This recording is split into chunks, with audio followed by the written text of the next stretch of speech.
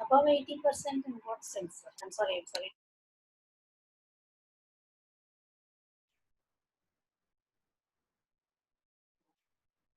We saw what is a balance of payment statement or a balance of payment account. And then we saw about definition of balance of payment as defined by Kindleberger. And then we saw what are the features of balance of payment and what are the three items that a country has to deal with in respect of balance of payment statement.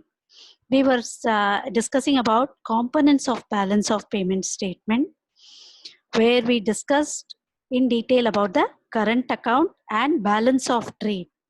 Now we will talk about capital account. Just to recall what we said again in the last class, we said balance of payment has current account, capital account, reserves and official settlement account. You remember, right? Current account spoke about your import and export of receivables, which is otherwise called as goods or merchandise. And then the balance between them was called as balance of trade. And now we'll talk about balance of, and then it followed by balance between invisibles, which were services or non-merchandise in the form of banking service, insurance service, hospital service, tourism, and all other services. Then we spoke about concepts like government not elsewhere, where money is sent and received from abroad for maintaining embassies and consulates, and also ambassadors during their visits. And then we spoke about unilateral transfers, which where we said about one-sided transfer against which no goods or services are received in return. And then we spoke about errors and omissions account. If the balance of payment, which we said that it is a double entry bookkeeping system we follow, wherein if it doesn't balance, we wherever there is shortfall, we have it under errors and omissions account. If there is a shortfall on the debit side, we enter the amount in errors and omissions account on the debit side. And if it is a shortfall on the credit side, we enter it in the errors and omissions account in the credit side, that amount. So now continuing with the capital account. Capital account monitors the flow of international capital transactions. These transactions include the purchase and disposal of non-financial assets, for example, land and non-produced assets. Capital account also includes money received from gift taxes. In addition, capital account records the flow of financial assets by migrants leaving or entering the country and transfer and sale or purchase of fixed assets. The deficit or surplus in current account is managed through finance from capital account and vice versa. We'll have a discussion about this now. I will share my whiteboard wherein we can have an in-depth discussion about whatever we have seen in the slide. This is a long-term investment. It comes by way of merger, acquisition, joint venture, collaboration. It not only brings in monetary capital, but also brings in technical know-how. Management strategies could be included. HR strategies could be included. They not only bring in, they are not only interested in profits of the company. Investing company does not only show interest in the profit, but also a controlling share in the assets of the firm. So let's talk about capital account again. They talk about borrowings of the company, right? They talk borrowings of the country. If a country borrows loan, be it private sector or any company from their country borrows a loan, be it government or be it for short-term purpose, long-term purpose, if the loans are borrowed, then there is a credit entry under the respective head. If lending is made by private sector or by the government to some other country, short term or long term duration, then the amount is debited.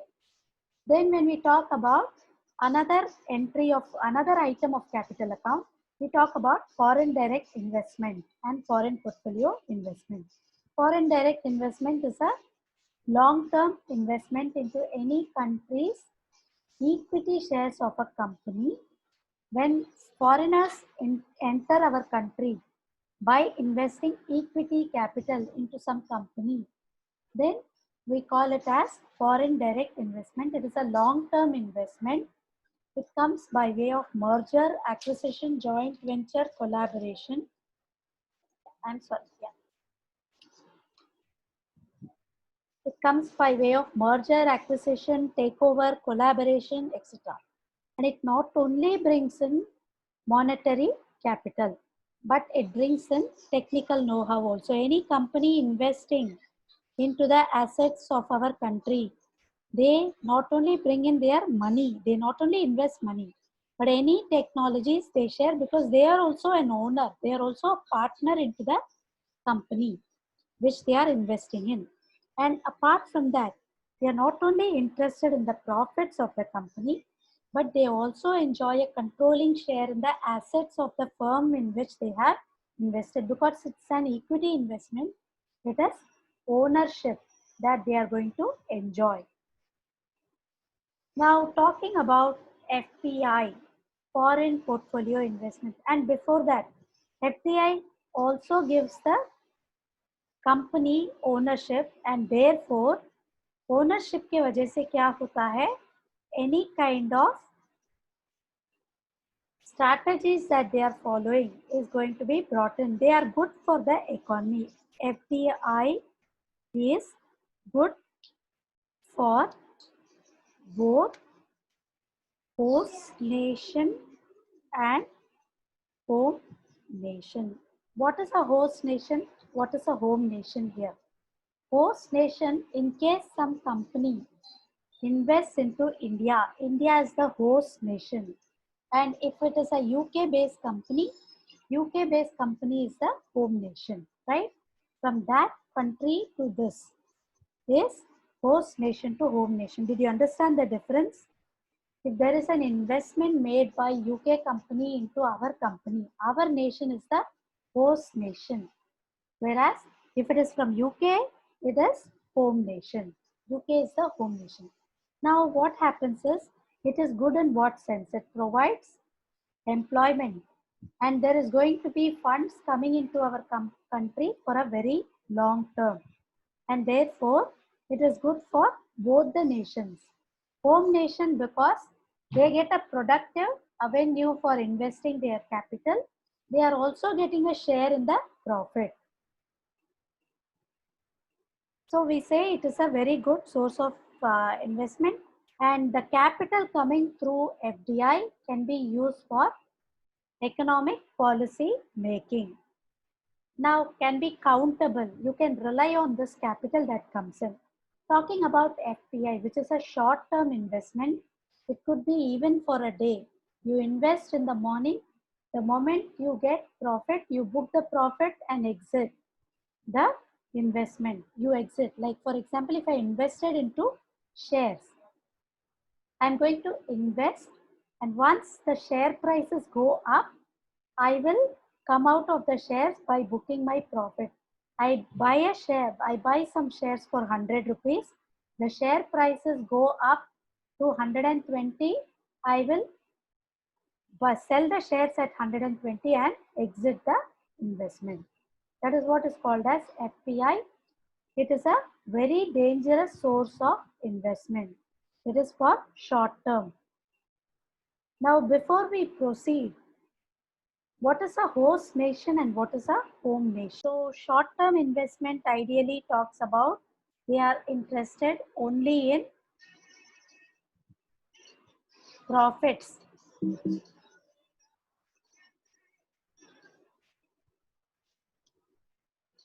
Only in profits of the investment. The moment they get their profit, they don't wait for a moment, they exit. It is harmful for host nation. Host nation. It gives rise to speculation, hot money, capital erosion.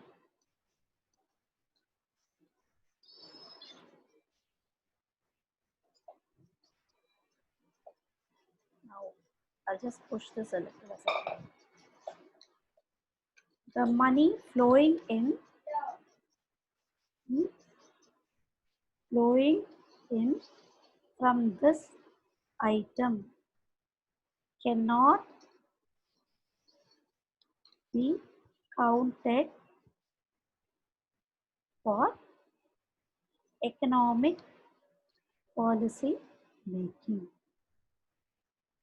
So when I talk about FPI, FPI investors are interested only in their profits.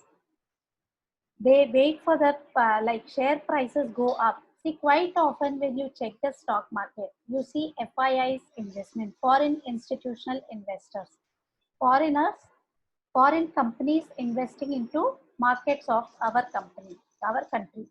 So when they invest, the markets go up like anything. It's a short-term investment, right? And when they exit short-term, when they exit, it causes capital erosion because they are going to take a huge amount of their capital. Like for example, I said, if they buy a share for rupees 100, and then when they buy in bulk. So they buy about a lakh of shares.